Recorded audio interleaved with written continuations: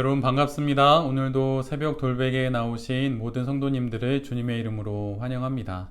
한 주간이 어느새 많이 지나서 금요일이 되었는데요. 오늘도 로마서 말씀 함께 묵상함으로 말씀으로 잘 살아가는 우리 모두가 되기를 바랍니다. 오늘 우리에게 주신 하나님의 말씀은 로마서 13장 1절로 7절까지의 말씀입니다.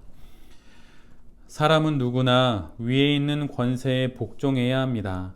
모든 권세는 하나님께로부터 온 것이며 이미 있는 권세들도 하나님께서 세워주신 것입니다. 그러므로 권세를 거역하는 사람은 하나님의 명을 거역하는 것이요 거역하는 사람은 심판을 받게 될 것입니다. 치안관들은 좋은 일을 하는 사람에게는 두려울 것이 없고 나쁜 일을 하는 사람에게만 두려움이 됩니다. 권세를 행사하는 사람을 두려워하지 않으려거든 좋은 일을 하십시오. 그러면 그에게서 칭찬을 받을 것입니다. 권세를 행사하는 사람은 여러분 각 사람에게 유익을 주려고 일하는 하나님의 일꾼입니다. 그러나 그대가 나쁜 일을 저지를 때에는 두려워해야 합니다. 그는 공연히 칼을 차고 있는 것이 아닙니다. 그는 하나님의 일꾼으로서 나쁜 일을 하는 자에게 하나님의 진노를 집행하는 사람입니다. 그러므로 진노를 두려워해서만이 아니라 양심을 생각해서도 복종해야 합니다. 같은 이유로 여러분은 또한 조세를 바칩니다. 그들은 하나님의 일꾼들로서 바로 이 일을 하는 데 힘을 쓰고 있습니다. 여러분은 모든 사람에게 의무를 다하십시오. 조세를 바쳐야 할 이에게는 조세를 바치고 관세를 바쳐야 할 이에게는 관세를 바치고 두려워해야 할 이는 두려워하고 존경해야 할 이는 존경하십시오.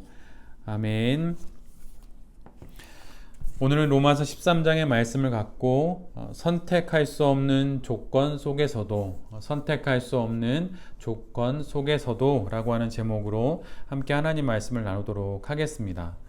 오늘 본문은 소위 위에 있는 권세자들에 대한 복종이라고 하는 관점으로 많이 이해되는 말씀입니다.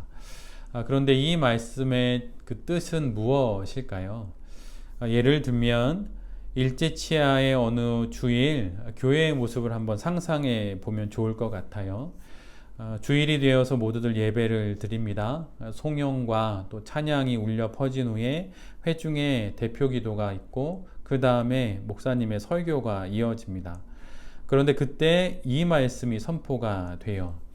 위에 있는 권력에 복종해야 합니다. 만약 그렇다면 일제치하에 있는 그리스도인들에게 이 말씀이 어떻게 들렸을까요? 친일을 하라는 것인가? 친일을 하는 것이 구원을 아는 자의 바른 삶의 모습이라는 것인가? 또는 부정한 권력과 독재이지만 이 말씀에 따라 복종해야 한다는 말인가? 친일이든 반민족이든 위에 있는 권력이니 복종해야 한다는 뜻일까? 혹시 오늘 말씀이 이런 것을 뒷받침해 주려고 우리에게 주신 말씀일까요? 지금 사도 바울이 전하는 이 말씀이 이처럼 들릴 수도 있습니다. 그러나 이 말씀의 뜻은 그런 뜻이 결코 아니에요. 13장을 제대로 이해하기 위해서는 이 본문이 12장의 마지막 구절, 12장 21절로부터 이어지는 말씀이라고 하는 사실을 반드시 기억해야 합니다. 지난번에도 말씀을 드렸듯이 맥락을 통해서 말씀을 읽지 않으면 에피소드가 되고 결국 각각의 에피소드로부터 교훈을 얻거나 아니면 어떤 공식, 믿음의 공식 같은 것을 얻는 정도로 말씀의 이해가 그치게 됩니다. 그래서 오늘 말씀인 13장 1절 이하는 어제의 말씀인 12장 21절의 말씀, 악에게 지지 말고 선으로 악을 이기라 라고 하는 말씀에 이어지는 그런 말씀이라는 것을 기억해야 해요. 그러기에 13장은 좀 더 깊이 볼 필요가 있습니다. 우선 13장에서 언급되는 국가는 그냥 국가를 뜻하는 것이 아니라 실은 이것은 우리가 선택할 수 없는 모든 조건들의 대표를 뜻해요. 그 의미가 그렇다는 것입니다. 이 세상에 태어나는 모든 이들은 어느 누구를 막론하고 모두가 한 국가의 구성원이 됩니다. 이것은 내가 선택할 수가 없는 조건이지요. 원시림 속에서 태어났다 하더라도 그들은 부족이라고 하는 형태의 국가에 소속이 됩니다. 즉 국가는 이 땅의 모든 인간이 속하여서 살아가는 구체적인 현실이고 또한 모든 조건이고 그런 것의 대표를 뜻한다는 거예요. 선택할 수 없는 그리고 거부할 수 없는 삶의 조건이자 무대로 주어진 그 모든 여러 가지 것들의 대표로 국가라고 하는 것이 오늘 본문에 등장하게 된 것입니다. 로마 교회의 교인들이 바로 그러한 현실, 로마라고 하는 한 국가의 현실에서 신앙생활을 하게 된 것이에요. 12장에서는 선택할 수 없는 이 무대, 이 현실 안에서 그 무대 위에서 구체적인 인격이 되어 사는 것이 영적인 예배라고 그렇게 말씀을 드렸지요. 그래서 1장부터 11장까지 구원의 이론을 다 설명한 이후에 그 이론을 아는 자가 드리게 되는 논리적인 예배가 바로 영적인 예배라고, 자연스럽게 그렇게 귀결되는 예배가 바로 영적인 예배라고 말씀을 드렸습니다. 이어서 13장에서는 그렇게 구체적인 인격이 되어서 국가로 대변되는 선택할 수 없는 조건들 속에서 구원받은 성도가 어떻게 살아가야 하는지를 말하는 거예요.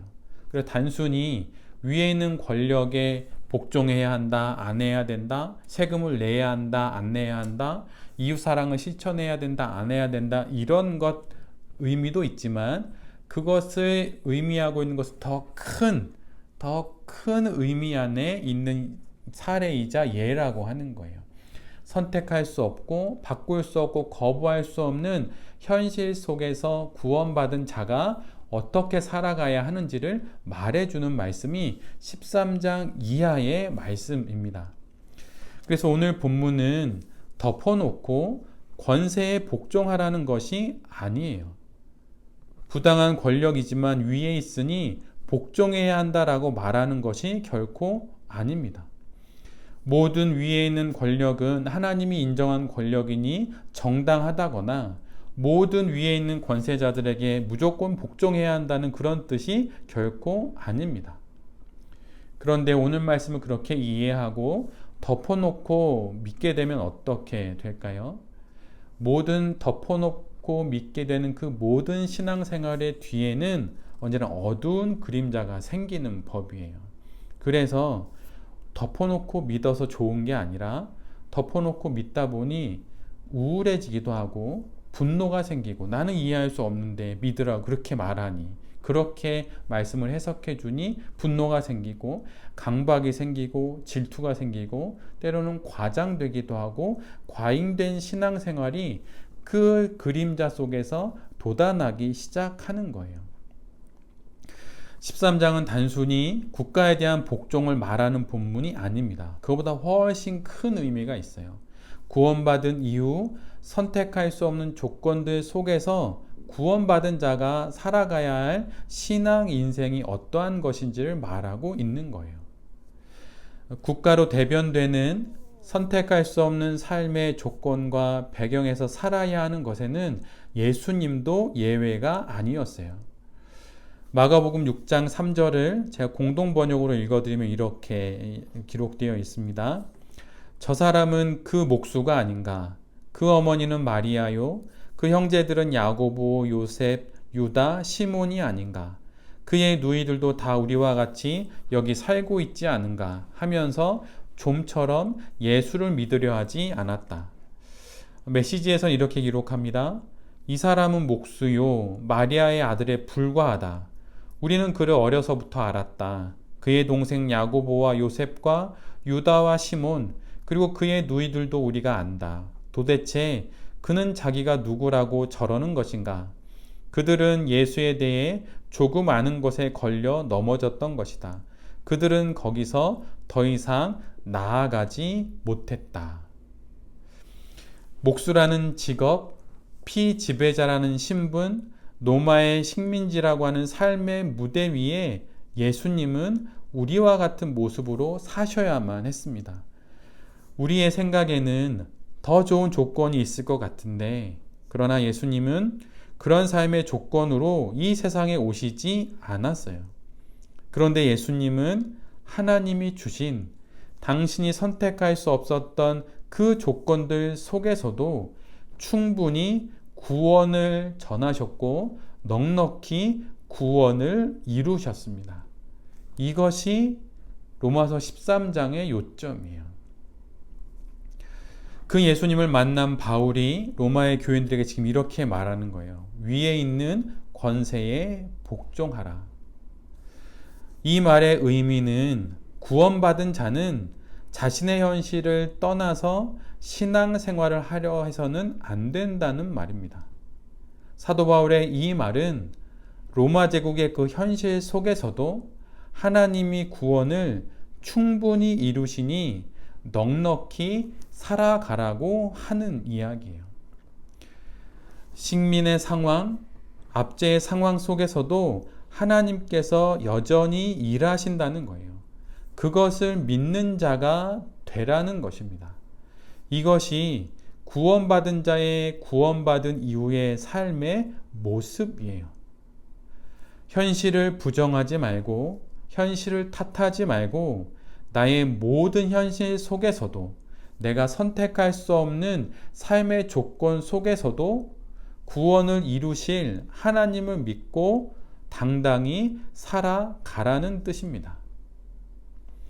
현실을 부정하는 회의주의자가 아니라, 현실에 순응하는 기회주의자가 아니라, 나의 현실 속에서 일하시는 하나님과 발을 맞춰 살아가는 하나님의 동역자가 되라는 말씀이에요. 참된 구원이 무엇입니까? 이 세상을 떠나 저 하늘로 올라가는 게 참된 구원인가요? 근데 그것이 아니라 참된 구원은 이 땅에 오신 예수 그리스도처럼, 성육신하신 예수 그리스도처럼 현실에 깊이 뿌리박게 하는 구원이 참된 구원입니다. 이단들처럼 현실을 벗어나 외딴 곳에 모여 살지 말라는 거예요.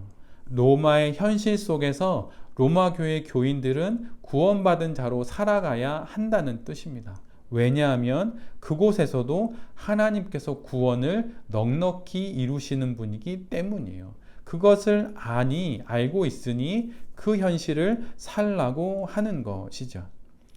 사도는 지금 로마의 교인들에게 로마 교회가 맞이한 현실 속에서 여전히 일하시는 하나님을 보며 할 수 있는 일을 하라는 뜻입니다. 이것이 우리의 역사 속에서는 무엇으로 나타났나요? 바로 독립운동으로 나타났고 민주화로 나타났던 거예요. 위에 일제의 권력, 위에 있는 권력인 일제의 권력에 고개를 숙이고 순종하라는 것이 아닙니다. 그게 아니라 그 상황 속에서도 충분히 구원을 이루시고 뜻을 이루시고 하나님의 나라를 이루시는 하나님이 계시니 그분과 발을 맞추어서 구원받은 자답게 살아가라는 거예요. 그것이 바로 우리 민족에게는 독립운동이 된 것이죠. 우리의 근현대사 속에서는 바로 민주화가 된 것입니다. 소위 은혜를 많이 받으면 지금의 모든 삶의 현실들을 신앙의 걸림돌로 여기는 경향들이 있어요. 그래서 모든 관계의 속박으로부터 벗어나 구원을 따라 살기를 결정하고 교회 안으로 들어오지요. 가정을 버리고 직장을 버리고 세상을 등지고 하나님을 향해서 들어간다고 교회 안으로 몰려듭니다. 수도원으로 몰려들고, 예를 들면 그런 거지요. 그래도 현실을 버립니다. 근데 사도는 오늘 그러면 안 된다는 거예요. 그것은 구원받은 자의 삶이 아니라는 것입니다. 현장을 버리는 신앙은 신앙이 아니에요. 현실을 떠나는 구원은 구원이 아닙니다. 오늘 말씀은 구원받은 자의 삶은 삶의 자리를 바꾸고 삶의 배경을 바꾸어 사라지는 것이 아님을 정확히 말하고 있어요. 그래서 도망치지 말라는 것입니다. 구원은 결코 도피를 말하고 있지 않아요. 또한 구원은 덮어놓고 승리를 말하지도 않습니다. 이미 우리에게 주신 영원한 약속, 그 구원을 기억하며 주어진 현실 속에서 명예롭게 하나님을 믿고 하루 또 하루 그렇게 현실의 무대 위에서 구원받은 자답게 살아가라는 거예요. 그래서 실은 신앙은 매우 현실적입니다. 그래서 로마서 11장 이후에 사도 바울은 구체적인 인격이 되어야 한다고 말하고 또한 구체적인 현실 위에서 구원받은 자로 살아가야 한다고 12장과 13장을 기록해 놓고 있는 거예요. 구원은 늘 언제나 우리를 붕 뜬 그러한 인격이 아니라 구체적인 인격으로 또 구체적인 삶의 현장으로 이끕니다. 바로 그것이 이 땅에 성육신하신 예수 그리스도의 삶이었어요. 온 존재로 현실을 살아냅니다. 빈틈없이 촘촘히 빼곡히 모든 사건을 겪으면서 그렇게 지나가는 것이 바로 구원받은 성도의 구원 이후의 삶이라고 하는 것이죠. 이런 현실을 통해 구원받은 삶이 무엇인지를 더더욱 알아가게 되고 성숙한 신앙인이 되어 가는 것입니다. 이것이 바로 구원의 실제를 기록하고 있는 로마서 12장, 13장, 그 이후에 16장까지의 모든 내용들이에요. 인간의 대부분의 노력은 어떤 노력인가요? 삶의 조건들을 바꾸려고 하는 노력들입니다.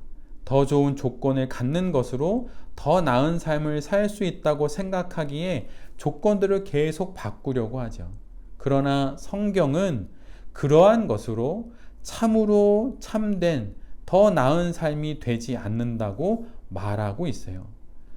더 좋은 삶의 조건을 가지고 있느냐의 여부가 아니라 현실 속에서 내가 바꿀 수 없고 선택할 수 없었던 그 삶의 조건 속에서도 구원을 이루어내시는 하나님을 보고 현실 속에서 구원을 갖고 살아가는 그 여부에 따라 인생의 승리와 인생의 영광이 결정된다고 성경은 우리에게 말하고 있습니다. 그래서 구원은 이 땅을 버리고 저 천국으로 도망가거나 피신하는 게 아니에요. 구원은 이 땅에서 구원을 받아 이 땅 더 깊은 곳으로 나아가서 예수 그리스도와 같이 사는 것입니다. 모든 세상 사람들이 꺼려하는 그러한 환자, 나병 환자들을 만나고 문둥병, 몸이 아픈 이들을 만나고 또 몸을 파는 여인들을 만나고 하는 그러한 곳으로 나아가는 거예요. 그래서 구원은 우리를 더욱더 현실적인 존재로 만들게 되는 것입니다. 그래서 그 구원으로 악을 이기고 그 구원으로 구체적인 인격이 되고 그 구원으로 국가로 대변되는 선택할 수 없는 조건 속에서 하나님과 같이 살아가는 것이 구원받은 이후의 성도의 삶인 것이죠. 새벽 돌베개의 모든 성도님들과 이 말씀을 전하는 제 자신이 구원 그 이후의 삶을 참으로 명예롭게 또한 당당하게 용기 있게 오늘 본문의 권면처럼 그렇게 살아갈 수 있게 되기를 간절히 기도드립니다. 아멘. 제가 기도하도록 하겠습니다. 주님, 구원을 듣고 은혜로 구원을 받았으니 이제 현실을 떠나 영성만을 추구하며 살아야 할 것 같은데 오히려 우리의 시선을 들어 현실 속에서 구체적인 인격으로 살아야 함을 말씀하시므로 우리의 시선을 교정하시니 감사합니다.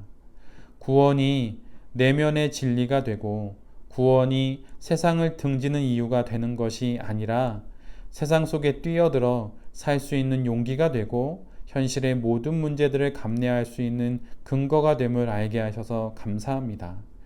어떤 현실과 조건도 어떤 형편과 상황에서도 하나님이 일하시고 결국 나와 이 세상의 구원을 완성하실 것을 믿고 내게 주어진 모든 현실 속에서 당당히 살아가게 하여 주시옵소서. 구원을 알아 구원을 당당히 살아내는 새벽 돌베개의 모든 성도님들과 또한 제 자신이 될 수 있도록 주여 우리에게 은혜를 내려 주시옵소서. 이 모든 말씀 우리 주 예수 그리스도의 이름으로 기도드립니다. 아멘.